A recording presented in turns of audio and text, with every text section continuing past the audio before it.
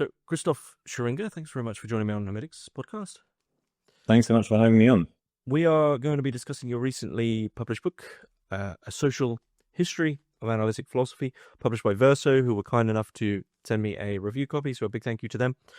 This is, quite literally, there's no reason for me to say otherwise, it's a social history of analytic philosophy, which for me personally, as my master's was in Continental philosophy and coming from a Continental background, there was, and this will probably be around the second question I asked, but for me, and I think I'm right in saying this for a lot of other people, there is a caricature of analytic philosophy that basically gravitates around Russell and Wittgenstein, and the idea that people ever were thoroughly connected to them in a historical sense, and that they are somehow the fathers of this, which your book completely dispels and veered off in a direction that, you know, I was completely ignorant to, alongside, I guess, another caricature of analytic philosophy is sort of a hard science and mathematics, and maybe impersonal as well, or apersonal. But we'll get to these things. So, Christoph, tell us a little about yourself,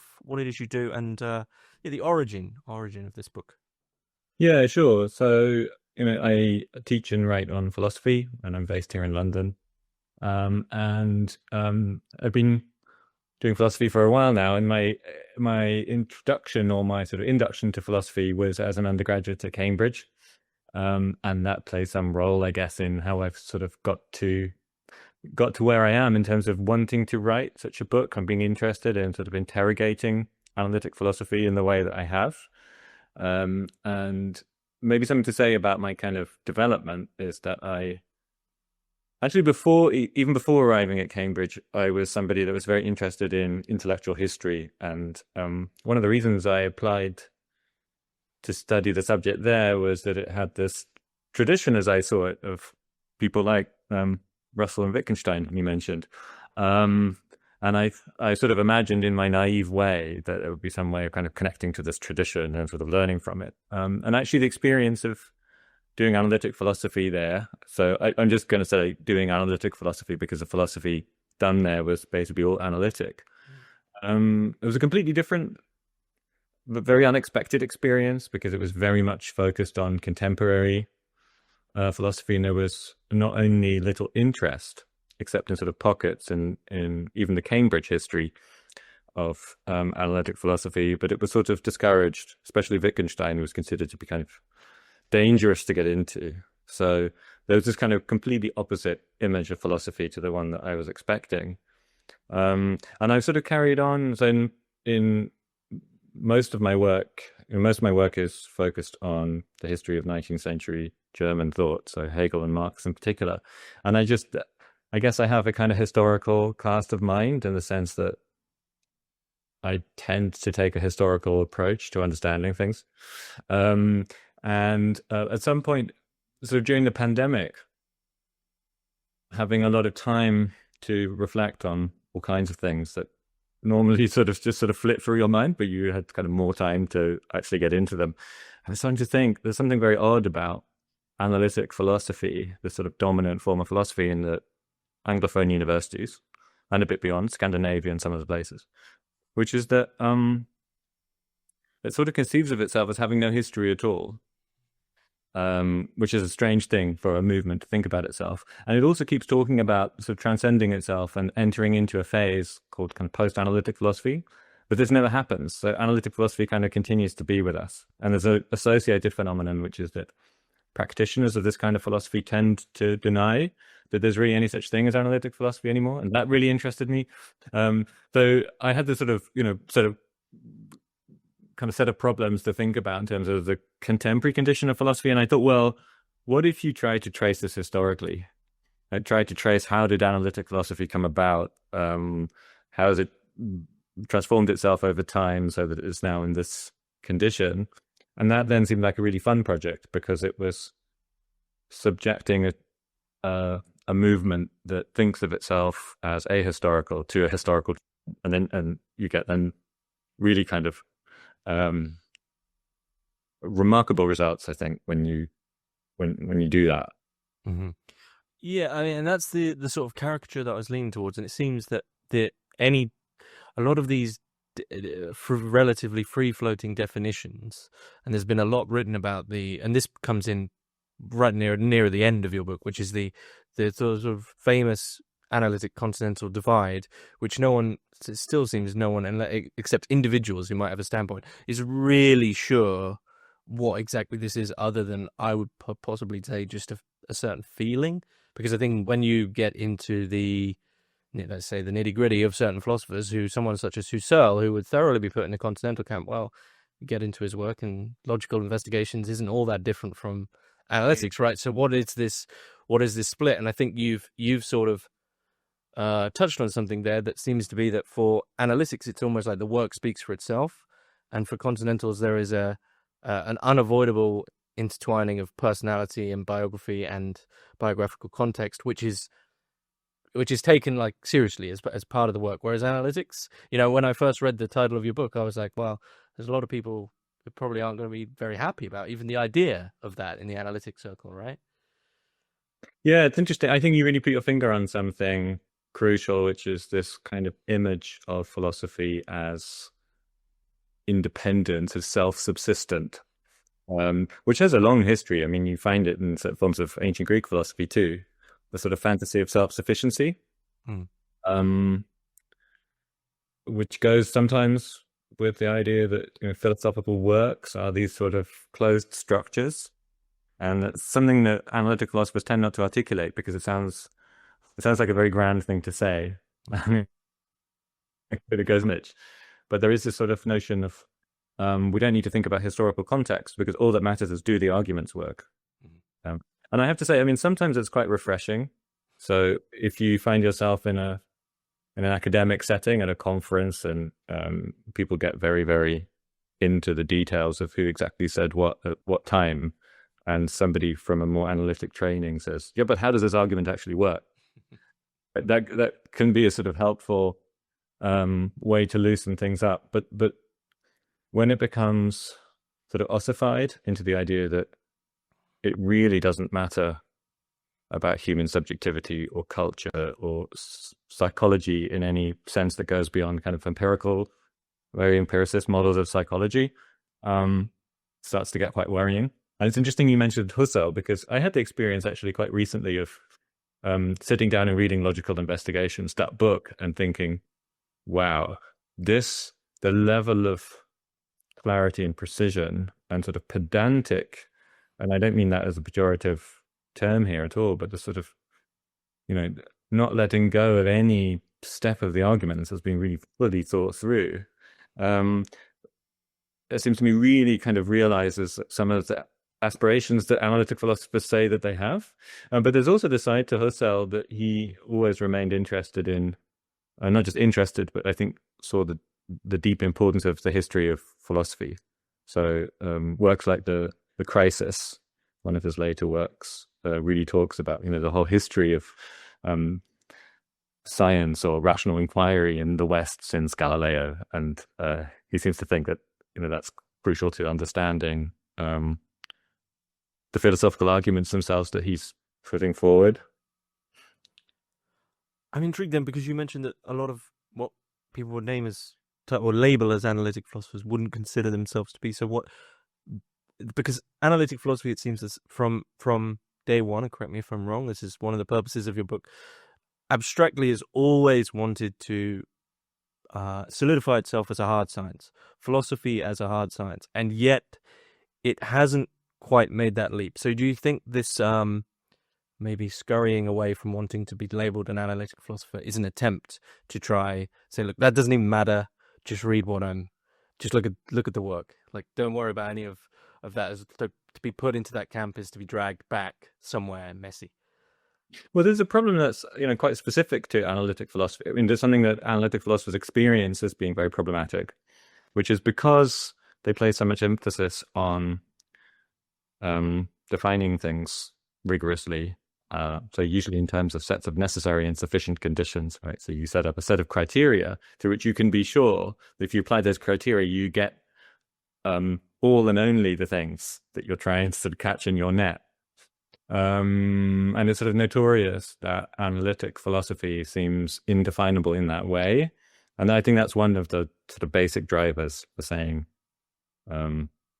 let's not call ourselves this anymore, because it sort of messes with one's own self-conception if that's the way one thinks terms that characterize whole movements have to work. But I think there's a kind of instability that goes right back to the beginning of the 20th century, when you first start to get no one calls themselves at that point analytic philosophers, or if they do, they only do it to each other. It's not it's a phrase that isn't used in print at all until much later. But there's a lot of talk of analysis as being a way to do philosophy, and in different places in different ways. And you see, I mean, right from the start, so the figures who, for me in my story, are the two important early figures are Bertrand Russell and G.E. Moore, who are both in Cambridge, and they're friends, and they set out on their joint philosophical trajectory together. So in 1898, this can be dated very precisely, they carry out what Russell comes to call the rebellion against idealism, which is a kind of overturning of their own cherished earlier views that they had as undergraduates in philosophy.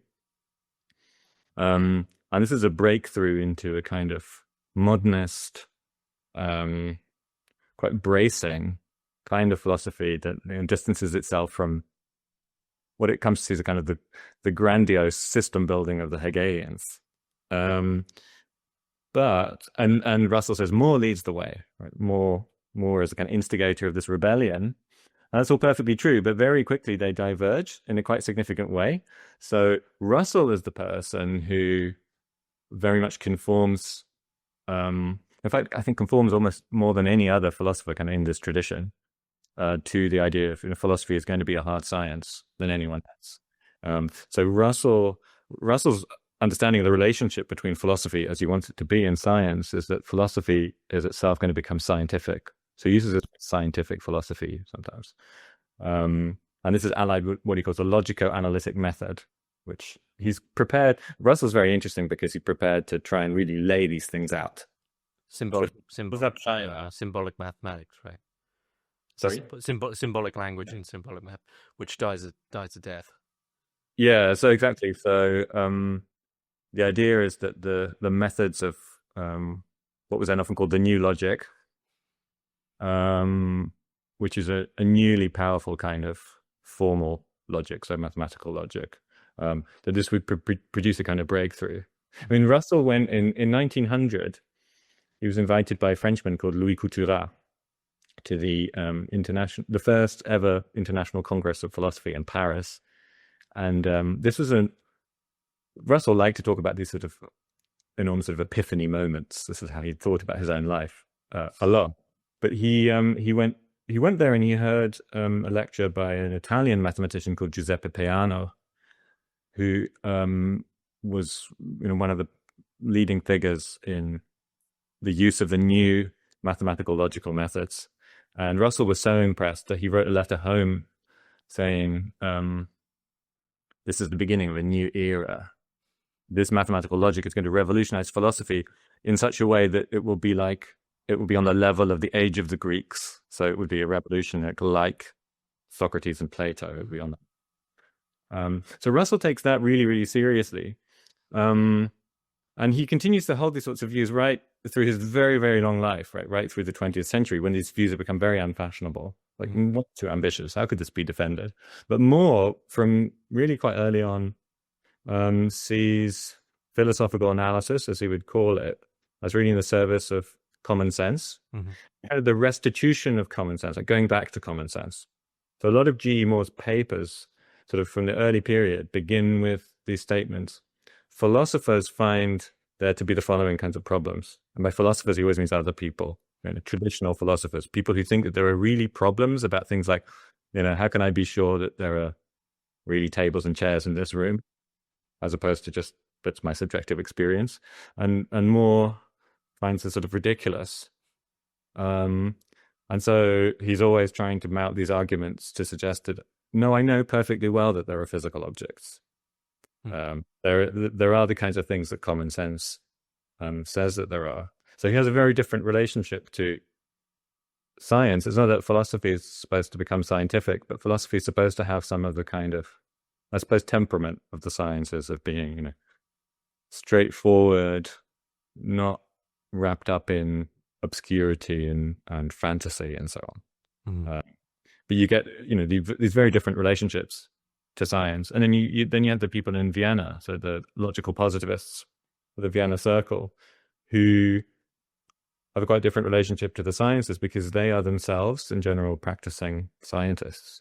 So Moritz Schlick, who was the leader of the Vienna Circle, had got his PhD under a man called Max Planck, and it was straight physics PhD.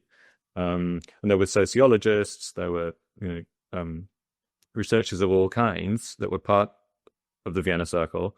And what they were kind of united by was that they were trying to sort of establish the methodological foundations of all of these sciences and what held them together.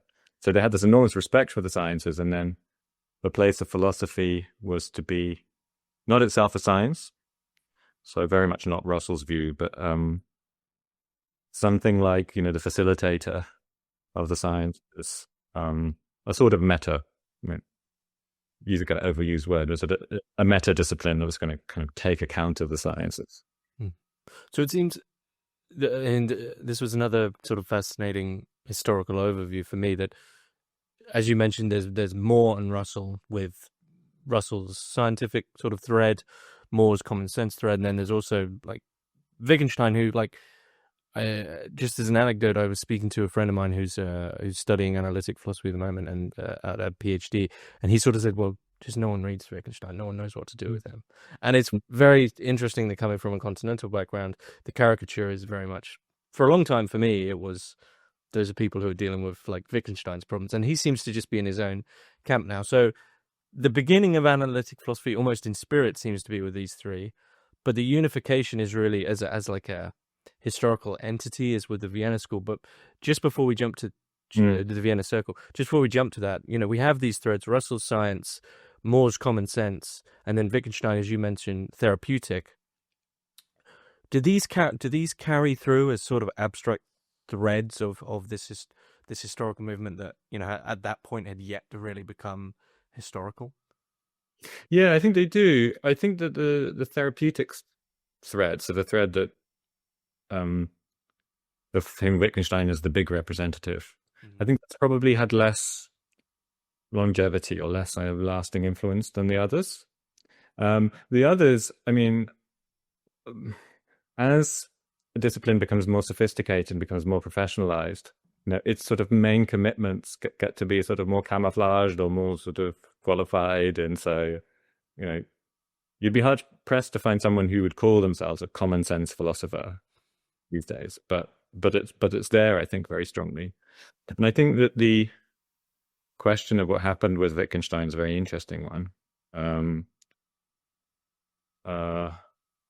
Some Italian scholars did this actually statistical analysis of how likely you were to get a job in an elite American university department teaching philosophy based on what you'd done your PhD on. And the results are really, really striking. So if you'd done your PhD on or about or somehow within the matrix of the work of David Lewis, who was this extremely influential philosopher at Princeton, who got going in the 1970s, you were, you know, very, very, very much more likely than anyone else actually to get a job. Okay. The worst thing that you could have written your PhD on in terms of job prospects was Wittgenstein. And so the decline of Wittgensteinianism, if that's what you want to call it, or the idea that Wittgenstein was, you know, one of the leading philosophers, at the, you know, doing some of the most interesting work, really sort of setting an agenda for philosophy, that declines incredibly rapidly in the 50s and 60s. You know, probably by the mid 60s, it's completely over. And that's, of course, really interesting, because if you sort of pan out a bit and think about in the general landscape of the humanities or the social sciences, Wittgenstein's continue to loom extremely large, right, outside of places where analytic philosophy reigns. He's probably the most, I don't know, would you say, like, one of the most famous and sort of iconic figures in philosophy, the people that are not It's almost a household name. right. Why? Why do you think that is? I mean, just out of interest, why do you think? Is it because I like Foucault? Foucault's become so huge because it ends up in sociology, it ends up in architecture, and and it has such a broad range that it becomes a name for everyone, so to speak. Whereas you can't really do that with a logical positivist. Yeah, I wonder. I mean, one issue might be that there isn't enough room for having many Wittgensteinians because of the nature of the program. Mm. So if you look at late Wittgenstein, which is what's been really influential, right? So late Wittgenstein, who's all about thinking about what forms of life human beings engage in, and it tries to reconstruct these forms of life in terms of these kind of little schematic versions of them, which he calls language games, which introduces this sort of sociological element into philosophy, right? To think about how humans, the phrase Wittgenstein always used to use was how they go on with their lives, right? What practices they engage in and so on. And that project raises all sorts of quite complicated questions, or sort of intractable seeming questions, because in part, Wittgenstein's philosophy is a kind of critique of established ways of thinking. So he's trying to loosen the hold, as he would often put it, of certain traditional philosophical problems. And the idea would be to do it by means of the reconstruction of these sorts of language games. But there's also a kind of reconstructive or positive aspect to what he's trying to do, which is, so Wittgenstein isn't someone who completely rejects philosophy. He wants to do this kind of reformed practice of philosophy, and it's very difficult to know exactly what that should look like, and sort of how you get beyond the delineation of the forms of life to something more substantive. And this is where the therapeutic urge kicks in, which is sort of, well, let's try to get over certain ways of thinking. But once you've got over those, how do you get yourself into new ways of thinking? Mm-hmm. So I think Wittgensteinians struggled a lot with that, and struggled with the difficulty of getting from the kind of central Wittgensteinian idea, which is we should think about language and communication and thought in terms of how human beings do things with one another, to then and sort of seeing that as a kind of fix-all solution to what seem to be philosophical problems, to actually making progress on specific issues. Mm-hmm. But it's not very well suited to, professionalized discipline in which you have a very, very variegated division of labor. So, if you want to work in a university department these days, and it's worth noting that philosophy is now pretty much confined to university departments, then you have to have your little thing to work on. Mm-hmm. And Wittgensteinianism just sort of doesn't suit itself very well to that. If you have a more traditional conception of philosophy, actually, right, it's easier to say, well, I work on the problem of, I don't know, color perception under certain conditions. I do case studies, and it's very kind of precisely defined and isolated. Mm-hmm. I emphasize that point about philosophy being confined to the universities, because one of the striking things about doing more research on 20th century philosophy that went into this book was, I sort of knew this, but it really struck home with me that in America, before the Second World War, it really was the case that a very large part of philosophical life, that is people writing philosophy books and doing real philosophical work, took place outside the universities. And that the professionalization of philosophy happened in the US really late. I mean, really after 1945. Does that have we'll get to that, because I have got a question about the distinct relationship with America, but I want to jump back to, you mentioned earlier that the term analytic philosophy doesn't appear in print at that point with Russell, Moore, etc. So is it with the Vienna Circle that we really see this unification of this idea? Is this when it's put to print, or is it haphazard? We just need a name for it? Actually not even, I would say. So the Vienna Circle is an advance in that sort of thing, in the sense that they stick a name on a doctrine that's their doctrine, and this is called logical positivism. Mm. If you talk to scholars, you'll quickly get taken to task for using the term logical positivism because it sounds a bit crude and naive, and the idea is that the Vienna Circle didn't really like it, and so you should say logical empiricism. But logical positivism is actually a term that was invented by a guy called Herbert Feigl, who was one of the leading figures. He wrote this article together with an American philosopher called Albert Blumberg, who's very interesting, and I'd like to actually at some point do more work on, who was a communist, a card-carrying communist, and was allied with the Vienna Circle in this. But so there's a kind of formalization of doctrine, which you don't get with Russell, and you don't get with Moore. They're looser in that sense. But even then, they don't call themselves analytic philosophers.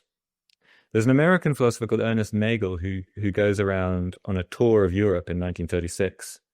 And very usefully, he writes this big 2-part article recording all of the places that he went and all the people that he spoke to and all of the cold lecture halls that he sat in. And he says, and he's one of the very first people to use the term analytic philosophy. And he uses it to group together the people in Vienna, the people in various Polish universities, so Lvov, which is now Lviv in Ukraine, and Warsaw, the kind of 2 main places, and then Cambridge, and he links it to some degree with American philosophy as well. But that's, it's a kind of like a sort of diagnosis of a syndrome. The other person in this period, slightly earlier, he uses the term is, interestingly, partly because this is a philosopher who really interests me, is R.G. Collingwood, a philosopher at Oxford, very much not an analytic philosopher, who had a background as a historian and was sort of steeped in the idealist tradition. And he wrote in 1933, I think it's his book, An Essay on Philosophical Method, about various philosophers whom he really doesn't like. And he calls them analytic philosophers. He's talking mainly about G.E. Moore and Moore's student, Susan Stebbing in Cambridge. So, and then it's a really long time before you get self-descriptions of people, of themselves as analytic philosophers. And that happens in the United States and after 1945. So there's almost really no such thing as analytic philosophy. Yeah, somebody wrote a book. Aaron Preston wrote a book called Analytic Philosophy, The History of an Illusion. He very much takes this line that there's nothing really to hold it together. But then I guess in the case with Collingwood there, that the definition almost arises in the negative against continental philosophy. So Tom mentioned it earlier, but do you really make anything of that divide? Or is it one sort of temperament? In some way, I want to insist on it, because as a kind of countermeasure to analytic philosophers saying a particular thing. So this is a kind of strategic issue, I think, right? So analytic philosophers today will often say, well, there's really no distinction between analytic and continental philosophy. What they used to say often was, well, one term is methodological, analytic, and the other one's geographical. So they're kind of, they don't cut things up properly. There's what analytic philosophers call a category mistake in thinking that that's a distinction. But that's a bit glib, because actually people kind of know that Russell is on one side and Merleau-Ponty is on the other side. No one really doubts that. But there's this kind of strategic move of saying, well, it doesn't really matter anymore. And it's the analytic philosophers who are almost always the ones who do that. And it's in their interest to do it, because what they're in the business of doing increasingly is reading philosophy that used to belong to the other camp. So Heidegger has been a big one over recent decades, and now even Derrida, Deleuze, people like that. And they are given a kind of analytic treatment, which is a very peculiar and sometimes interesting phenomenon to see what those philosophers start to look like when they're read in a kind of analytic way. And analytic philosophers are comfortable with that, but continental philosophers are generally not comfortable with that because they feel like, I think quite legitimately, like a lot is being missed, and like their stuff's being taken from them, being reinvented, and then sold back in a certain way. So I think it's important to insist that the distinction actually does make sense, more so than these deniers, as we might call them, say. And I think its historical origins, or the way it came to be, is actually quite important. So it amused me that if you look up Philosophie analytique on French Wikipedia, it says analytic philosophy is a term. If you look up Philosophie continentale, it says La philosophie continentale is a term invented by analytic philosophers to group together, and then it very accurately lists, hermeneutics, existentialism, phenomenology, deconstruction, sometimes even critical theory, which is, critical theorists tend not to think of themselves as philosophers, or they classify. But analytic philosophers brought it about that there is such a thing as continental philosophy, and that's remarkable. And there are now departments of continental philosophy and MA programs in continental philosophy. And as you might expect, right, at a certain point, that development becomes so accepted that then people start self-describing as continental philosophers. And so that introduces a whole new dynamic. When you have a category that was originally invented by someone else and then being self-applied. So I think that's really interesting to study, right? So there are these sociologically identifiable different groups among philosophers. Sociologically identifiable and also stylistically, which is the thing that always interests me, is that if someone's in this camp, there's maybe it just seems strange to me that the idea of analytics taking continental philosophy, because I think it's two glaringly different styles, but like the difference between, say, Frege and Nietzsche is, well, I know what I'm getting in for on each side. So the combining of the one taking the other just seems, I don't know, I probably would be with the Continentals on that it's going to be nothing but a reduction. So this distinct relationship with America, what you mentioned, the fact that a lot of philosophy was taking place outside of the academy. What did that sort of transition look like as it became more professionalized? And that's also where, as you said, arises this very distinct and ongoing relationship between analytic philosophy and America. Well, one thing that happens just sort of at the surface level of university departments is that you start to get something called philosophy of science, which didn't really exist as a kind of professionalized discipline before. And the people who do that thing, philosophy of science, or the people who lead it anyway, tend to be emigres from the Vienna Circle and from the Berlin Circle, which was the Berlin version of logical positivism, led by a guy called Hans Reichenbach, who becomes very, very influential in America. So you see this sort of professionalized subdiscipline emerge. And part of the professionalization is it becomes completely depoliticized. And this is really striking if you go back and look at what these people, the emigres, were doing back in the 20s and the early 30s before they got effectively pushed out of Europe by the rise of fascism,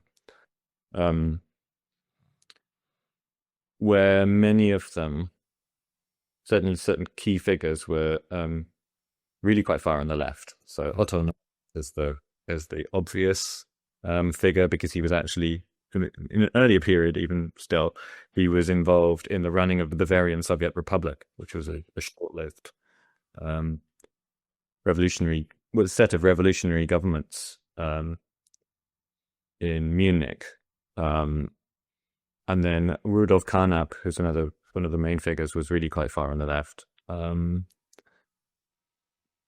This political dimension that the project of the logical positivists, often under the name the unity of science, which was this very ambitious project to turn all of the sciences completely rigorous, making completely empirical. And it was allied with a program of universal education and universal housing. And a lot of these guys actually did enormous numbers. I mean, enormous numbers of teaching hours at adult education institutes, on just about every possible topic, and it's really incredible. But this dimension sort of completely gets squeezed out, and you can see this in terms of just actual persecution. So we have this label McCarthyism, right, for the kind of atmosphere of persecution and paranoia in that period. But it's not just the House Un-American Activities Committee and other McCarthyite panels that people get pulled up in front of, officially as witnesses, but really their function is to be accused. But the FBI under J. Edgar Hoover plays an enormous role in this. So there's a great book on this by a guy called George Reich, which I draw on quite a bit, called Toward the Icy Slopes of Logic. And he just sort of lays out, the movements of the FBI, sort of trying to follow Rudolf Carnap around and trying to find out if maybe he met some physicist who had once been a member of the Communist Party and spoke to him at some dinner. And just the recounting of it's kind of comical. I mean, the lengths that they went to, and then how little they managed to find out. Rudolf Carnap would occasionally send $10 to some cause that was associated with the left, and that was about it. But so this, political dimension gets completely squeezed out in their work and almost completely squeezed out in how they behave. And not only that, but that's sort of reinforced by financial imperatives, like where a lot of philosophers start to get their funding from. And really interesting source of funding is the Rand Corporation, which grows out of American military defense during the war. So RAND stands for Research and Development. And what they're doing basically is they're turning this whole huge engine of military research to a new purpose, which is to calculate the risk that they think is posed by the Soviet Union in this new war that they're in America's in the grip of this idea that there's a Cold War. We now know that a lot of their fears about the Soviets were misplaced because the Soviets weren't actually planning the kinds of things that American government officials thought the Soviet Union must be planning. But a whole range of key analytic philosophers, so Reichenbach is one I mentioned, and then Alfred Tarski, very important Polish logician, W.V. Quine, Donald Davidson, there's Holt for Rand. And that's significant not just because, that's where they were getting their money from, but that working for Rand really encouraged them to invest in the paradigm of game theory, which was newly emerging, highly sophisticated, mathematicized approach to effectively matters of human psychology. And so Reichenbach, for example, one of the papers he produced for Rand was to try and calculate the probabilities of the Soviets doing a certain thing at a certain time. So they were directly involved in sort of Cold War planning and preparation. So it's good that you mentioned game theory, because it's from that it seems almost like the Wittgenstein problem of that it overflows its bounds, or analytic philosophy at this point seems to almost has to deal with the point that it's going to overflow its the bounds that it set itself as trying to be a rigorous science. And that once you get to game theory, it seems that this is an almost natural point where they have to begin questioning meaning and sort of coming back round to continental philosophy. They have to begin to say, well, if we're going to talk about game theory, it almost is towing a line against even existentialism, because the question of actual meaning, which so many people would quickly say that's the point of philosophy, if you very haphazardly, isn't there in the beginning of analytic philosophy at all, it seems, or at least not explicitly. And so is this the juncture where perhaps we see some meeting of at least the themes that are being dealt with on both sides? Yeah, I think so. Game theory and its emergence sort of into the heart of analytic philosophy, it's sort of capturing the heart of analytic philosophy is really significant because of so as you put it, well, you didn't use the word evacuation, but the kind of the evacuation of meaning, right? Mm-hmm. Your word, that had been happening. Because it's interesting that you raise that because there's a development that takes place over quite a long time actually that comes out of the investment in game theory. So eventually you get in the 1970s you get what people like to call normative questions come back into philosophy in the American Academy. And so that's to say, questions about what ought to be done, which had been outlawed. So there was this tendency. So the people in the Vienna Circle are very interesting because they took a whole range of different views about ethics and its status. But there was a sort of general notion that doing first order ethical theorizing was deeply problematic in some way. By first order, I mean what everyone means by ethical theory, which is theories about how human beings should live, how they should act, how they should organize themselves, and so on. And this was replaced, it was pushed out by this thing called meta-ethics. And the idea of meta-ethics was, well, obviously constructing ethical theories can't be scientific, or at least not in any straightforward way. It will have to be translated in some complicated way for it to be that. What we can do is you could analyze what people are up to when they're engaging in ethical discourse. And so you could have this meta-discipline. And so ethics sort of confined itself to meta-ethics for a very long period. And it's really only in the 70s that this gets completely blown off, this need for it to all be meta-ethics. And that's in the work of John Rawls. So the reason I say it's a long trajectory is that Rawls was already doing game theory stuff in the early 50s, kind of along with everyone else who was kind of, a smart, engaged person in the philosophy scene at this point. And it bears remarking, I guess, that if you went back to the 50s and you looked at the philosophical landscape in America, analytic philosophy that was this emerging thing was where all the excitement was. I mean, this is where things were happening. There was a sense of kind of the decay of the older traditions. And so people were drawn into this. And Rawls had this idea very early on that you could regard society as a game. And you could regard the citizens in the society as the participants in a game, which has these complicated parameters.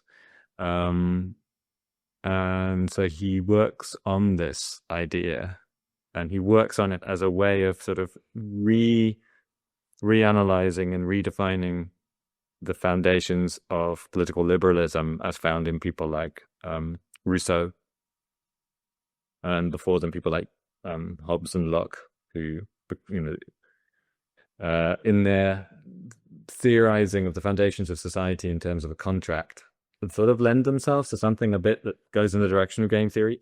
And Rawls worked on this for basically 20 years, and then he publishes this enormous tome called A Theory of Justice in 1971. And this transforms the normative side of philosophy in the American Academy and in the American sphere of influence. So, the UK, Australia, so on, but in some part Europe.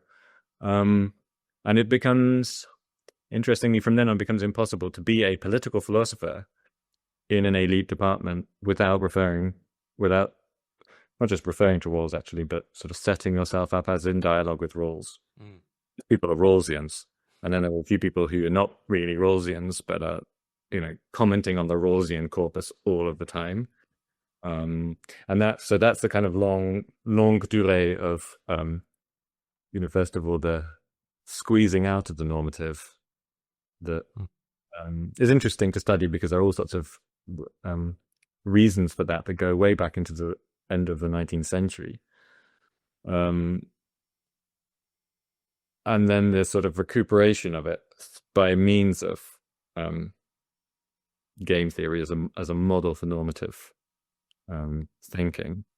and then eventually, we come full circle, and it's completely back. Well, it's intriguing that you mentioned people who would then consider themselves Rosians in this step of the history of analytic philosophy, because it brings something to mind, that the fact that being part of Continental philosophy for so long, you'll hear people say, I mean, you take Heidegger for one instance, to say that basically his focus is on the pre-Socratics, 2,000 years ago. You might hear people say that, well, I'm a Cartesian, even though there's been all this other stuff afterwards, or the classic camp of people who are still arguing about Hume and Kant. I'm a Humean or I'm a Kantian, and and they're sort of taking these huge fragmented historical leaps, despite some illusion of they would, I guess, assume as a historical illusion of philosophical progress, whereas maybe I'm completely ignorant in thinking this, that doesn't seem to be as much of the case in what we've named as analytic philosophy. So you don't get people now saying I'm a logical positive. That's sort of had its, I think AJ was like sort of draw the line, that's done. You wouldn't really get people saying they're a Russellian, and it seems that analytic philosophy is possibly more of an aggrandizement. There seems to be a much more thorough abstract agreement that you're building from maybe not the latest, because I mean a lot of people are Salesians now, which is however many years, but at least people keep up to date and are in a relative agreement, compared to Continentals who, Heidegger's, forget all that, let's go back to the pre-Socratics, right? Nothing's happened in the last 2,000 years. Is that somewhat right, or am I completely, are there strongholds of Morians? Well, there might be. Yeah, you're right. I think that. I mean, it's slightly different in different cases, I think. So if you think about somebody now, to use one of your examples, who says I'm a logical positivist, there are people around now who will say that, but it's a very provocative thing that they're saying when they do. It's a very provocative speech act. Because you're not supposed to be a logical positivist, and you're not supposed to, hark back to something. Because if it's going to be treated like a hard science, that's sort of like, well, that's, you don't go back to whatever the other theory of the universe, where everything revolves around the Earth, right? You go back to that once we've got past it. Yeah, I mean, if you were rigorous enough about the idea that you were doing kind of philosophy completely in line with the sciences, then you wouldn't even need to say you're a logical positivist, because it would just be the truth. But Salesians are an interesting one, because I think there's a growth in interest in Wilfrid Sellars, this philosopher from the 50s onwards, which tends to come from people who are either somewhat heterodox within the analytic tradition, or who are coming in from Continental philosophy and seeking to make connections. Partly because Sellars himself, as you all know, was a very kind of historically informed philosopher who, he didn't spend that much time explicitly discussing Kant and Hegel, but he was very conscious of sort of reconnecting with those two figures in a way that is a sort of at odds with analytic philosophy, because analytic philosophy tends to regard Kant not as much, but certainly Hegel as part of a kind of great deviation. And so to reabsorb or to absorb Hegel into analytic philosophy is a really, really grand task to take. And then, I think Rawls is possibly a special case, because I think people do call themselves Rawlsians, and there's a sense that, well, this man made political philosophy be what it is today, and you just have to accept that, and you have to deal with that. And there's a sort of, as there is in other areas of analytic philosophy, there's a kind of cult of the personality, which is associated with these, highly influential figures. So that's somebody, I guess, because he's perceived to be more recent, it's somehow sort of more acceptable. But as you say, kind of, harking back way to the past would seem very odd, even though actually, so it's one of my cherished theses that despite the image of not being particularly historically rooted. Analytic philosophy really grows out of the work of David Hume in particular, and out of a kind of an 18th century way of thinking about philosophy. So it is a tradition, despite its self-image. Well, And a radical skepticism. well, there's all sorts of aspects of Hume, I think, that that are kind of transmitted. So Hume has, well, basically, the three things that we talked about before, I think, are in Hume. So there's a deference to science. So in A Treatise of Human Nature, which is his early masterwork, Hume says, Newton and Boyle did these great things for the natural sciences, and he says something like, well, I'm going to do that for the mind. Going to be effectively natural science of the mind. That's the topic of Treatise of Human Nature. And then he's got, when that gets really tough, there's a retreat to common sense. So, when the billiard balls, we don't know what's happening, but exactly, come on. So I see billiard balls careening across the billiards table. I take myself to know that when you hear a crash, and the two balls are right up against each other, and then the second one moves, I take it that I'm witnessing this spectacular event, which is the causing of one kind of movement of another, right? One ball imparts movement to the other. And Hume says, but I don't actually witness that. All I witness is the sense impressions. But you can't go through life thinking otherwise than that we witness causal events. So that's where common sense comes in. And then when it gets really tough, there's an impulse to therapy as well. So, yeah, which I guess but the struggle with that is, I see what you mean now. I mean, that would go through someone like Metzinger, right? Whereas, how do you discuss therapy when there's no self or no one to be therapized? Yeah, so therapy has to be put in some kind of inverted commas. And something that I like about the way John McDowell talks about Wittgenstein is that he tends to use, or when he's using Wittgensteinian ideas, he tends to use the word exorcism rather than therapy. But exorcism seems to be something that you could do, the kind of expelling of demons as something that can be, done by sort of brute force. Whereas therapy notably involves the subjectivity of the patient, right, being transformed in a particular kind of way. So if you lack a story about the subjectivity of the patient, you can't really have a story about therapy. There's a big question I want to ask you, because it's one that haunts me sort of with regard to Continental philosophy, and I've realized that I think there's a mirror image of it in analytic philosophy that's been built over time as well with regard to its history. And it's interesting you mentioned the word exorcism, because Continental philosophy in a certain sense has been like a process of exorcism, but with regard to deconstruction. Just keep deconstructing it. Eventually we get to postmodernism, everything's fallen apart.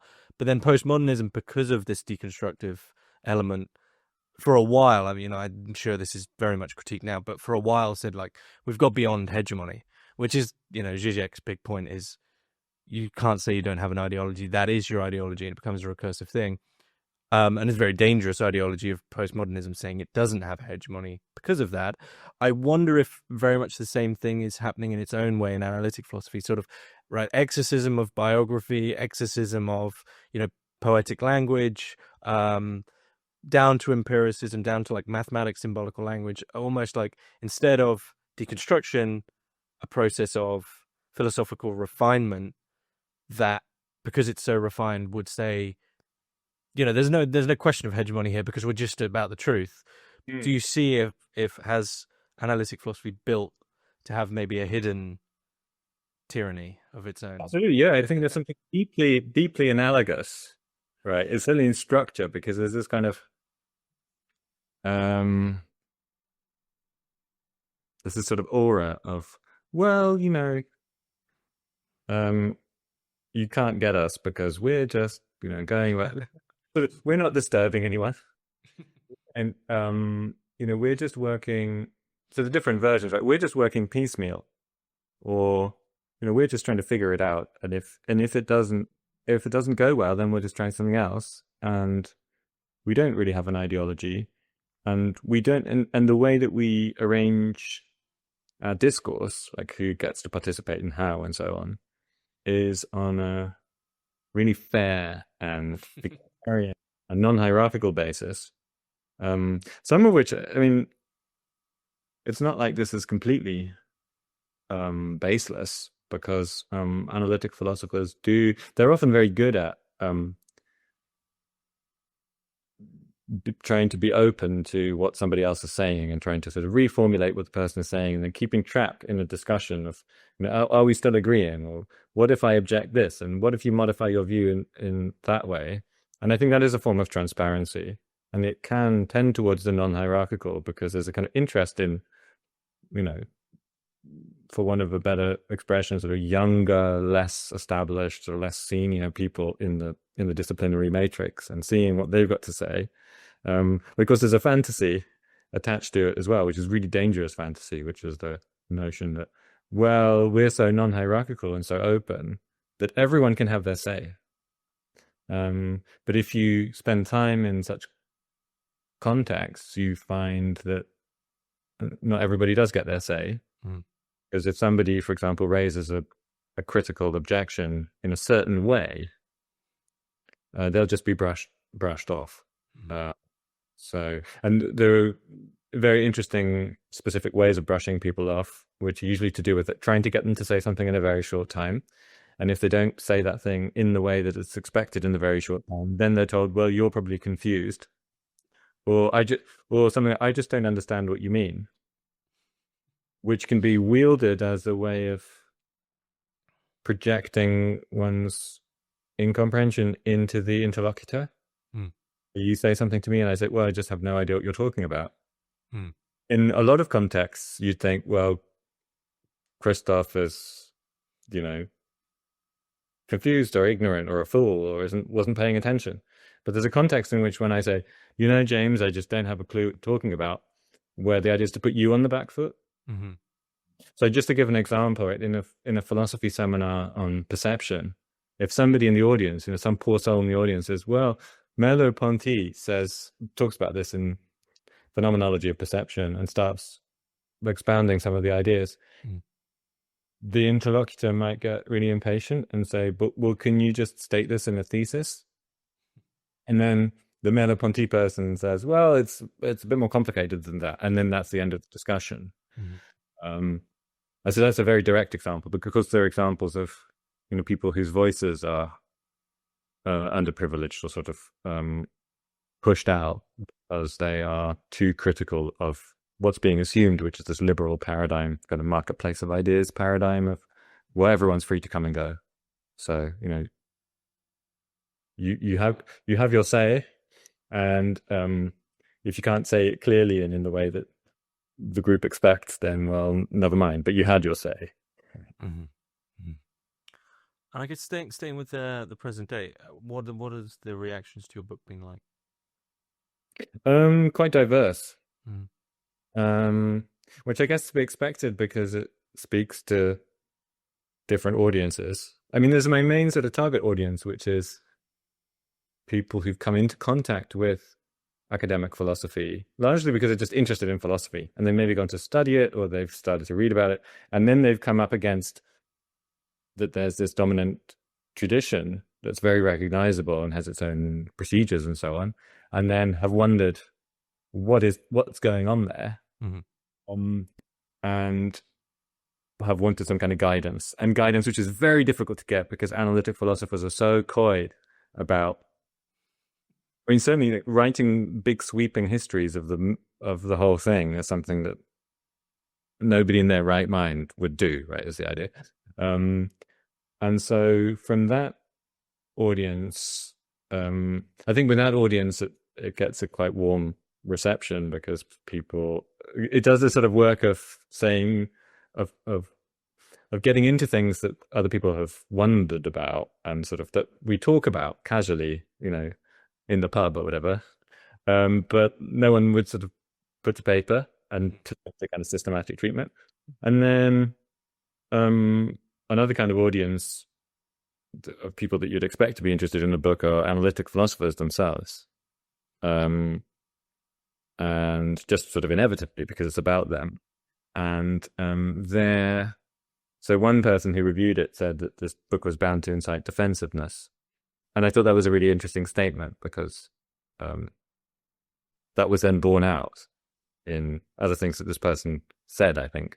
And there's also kind of history of that. So Ernest Gellner, who's this guy who wrote a book called Words and Things in 1959, which is an attack on philosophy then prevalent in Oxford, which is called linguistic philosophy, to which Bertrand Russell wrote a preface sort of in support of the book, which shows you how out of tune Russell was with what was going on in general. Gellner says these interesting things in the book, like, well, I'll probably get these objections, and they'll be sort of along the lines of, this doesn't capture, perfectly everything that's going on in linguistic philosophy. There are exceptions. And that's, so to some extent that gets replicated with the reception of this book. So there are people who are inclined to say, well, yeah, but is this really, does this really capture all of what analytic philosophy is, or is it too naive about identifying the phenomenon? And then my response just has to be something like, well, it's a history. So I make judgments about what belongs together and how various kind of transitions in thinking and in the way philosophy is done, materially in the university, like how best to link those things. And of course, you might make different decisions. But at some point, somebody has to write a history of philosophy. You can't just go on being historyless. So yeah, really quite a lot of different. Well, those are two kind of main different responses, but they diverge really, really sharply. Are you going to stay writing within this sort of genre? I know there was a figure you said you want to begin working on now, but Albert Blumberg, yeah, it's just one of those things where you get into the archive or you read about someone and you think, this is a really shadowy, interesting figure. I should do more. I don't know if I will. There's a whole, it's not a very long list, but I do have a list of people that sort of captured my attention, and I thought we should know more about. So somebody I was interested in as well was the Marxist Karl Korsch and his engagements with positivism, which is an interesting history, I think. I don't know. I don't think I want to write, more books about analytic philosophy. I feel like this has been a process that I've gone through, and I'm happy to be through it and to then engage with the reaction and think about that and sort of move on from there. But I want to write more, in a way, works will be in the same vein, philosophy, so something like philosophy by means of history. So really trying to understand ideas through a kind of, not just accidentally, but sort of purposely historical treatment. Is there anything you'd like to add about your book that you feel is key that we haven't touched on? Is there anything I'd like to add? I think we covered a lot, actually. So there's a lot in there, and there's a lot of little, when you're reading it, there's a lot of, all of a sudden you find yourself as a reader in another like space of time with a new group of thinkers, doing their own thing. So there's a lot packed into this book. I mean, maybe one thing to add, so we did talk a bit about ethics, but there's a kind of corner of the book that we didn't get into, which is about the reliance on or the use of intuitions in ethical thinking. And that, to me, it was an interesting thing to write about, because I think partly because there's a kind of fault line, I think, within analytic philosophy in ethics as it's been developed in more recent decades, which is part of it sort of goes off in the direction of a kind of ethical theorizing, or sort of putative ethical theorizing, that's based on the idea that we can read off what to do from how we intuitively respond to very, very abstract thought experiments. That's a very specific notion of ethics, and it's very, very prevalent.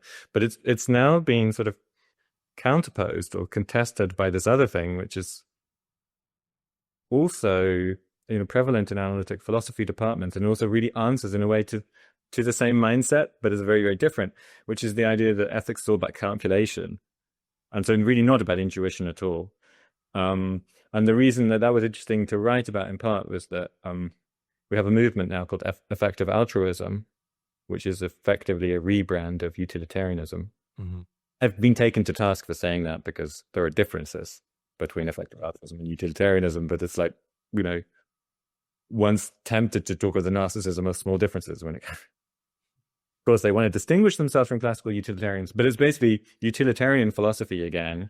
But now it's some group of blokes somewhere can calculate how we can improve the world by redistributing resources, if this is done in the most rational way. And that's a really interesting phenomenon, which I wanted to write about in the book, even though I say somewhere that a lot of it's about theoretical philosophy, so metaphysics and logic and epistemology, just because it seemed to me particularly interesting to write about the social history of those things, because it's less obvious how they could have a social history than, say, ethics or politics, where you'd think, well, you'd see some signs of how people engage in the world around them in those areas. So I wanted to include something about effective altruism because it's a place where you see analytic philosophy really sort of operating in the public realm. And a movement like that, which goes way beyond the academy, then feeding back into how people do philosophy in the academy, because there are lots of effective altruists who are within philosophy departments and shaping what happens there. So that's maybe one place that we didn't. Mm-hmm. Why do you feel that's of such importance? Just because of how prevalent effective altruism is becoming in the academy, and it also toes that line of outside and inside the academy as well. Yeah, and one thing I tried to show in different ways in the book, sort of in different places or different stretches of the story, is that actually, contrary to what people might think, philosophy, even academic philosophy, has some influence. So it's a social history, not just in the sense that I'm looking at how a particular formation, sort of disciplinary formation of human beings doing a thing together in universities, is shaped by social and political factors. But I'm also interested in ways in which the mindset that gets shored up by certain ways of doing things becoming the standard and becoming sort of just assumed. So, if you go into ethics class, you get a lot of, moral dilemmas that you think about, and then the teacher will subtly change parameters and then see whether you see how you respond. A bit like having an eye test where they're like, is it better with or better without? What if we add more people to your carnage that you're going to cause? Would you stop it then? What if you have to press a button that's over there? That's because so many people have that experience of going to university and being talked to in that way, and it wafts across the corridor into the economics department. Not coincidentally, because economics has a very similar, the orthodoxy in economics has a very similar kind of set of presuppositions operating within it, often much less examined, but they're there. There's this kind of tendency for these things to reinforce each other. And if a university has a lot of status and it has students who, when they arrive, are already very educated and very proficient in the world and can get on in the world and get good jobs and influence other people, actually, that there's a dominant form of philosophy that makes all sorts of presuppositions about how to do things like ethics, I think is more significant than people tend to think. Philosophers are very good at sort of giving the impression of, well, we're just philosophers, so it's a bit embarrassing that we exist, but we're just getting on with it. And yeah, maybe we do some public philosophy. So maybe we do some work on, how to manage a pandemic or something. But and that's a different thing. But insofar as we're really doing, pure philosophical theory or including pure ethical theory, it doesn't really affect anyone. But I think it probably does actually affect. It doesn't seem. But Why do you think it affects people? Because it certainly seems. I mean, and this is purely anecdotal, but it certainly seems that constraint of philosophy is just becoming more purer, and in the academy, it seems to just be constantly constraining. Like almost just philosophy's in its own room, lock the door. That's because as much as enjoyable as say Deleuze's difference and repetition might be to read and study and write however many secondary books on, it doesn't seem to cross the bridge. And the bridge is just getting destroyed every day. Like it almost like we don't just leave us be, like just leave us alone so we can play around with metaphysical ideas. But so you see that kind of you don't see that happening. You see it that there is an effect somewhere of academic philosophy on the wider world. I do think there's more of an effect, yeah, than that image suggests. And I think the image sometimes, maybe I'd even say often, it serves a certain kind of purpose. To sort of to hide the power of philosophy, like it's something to hide behind.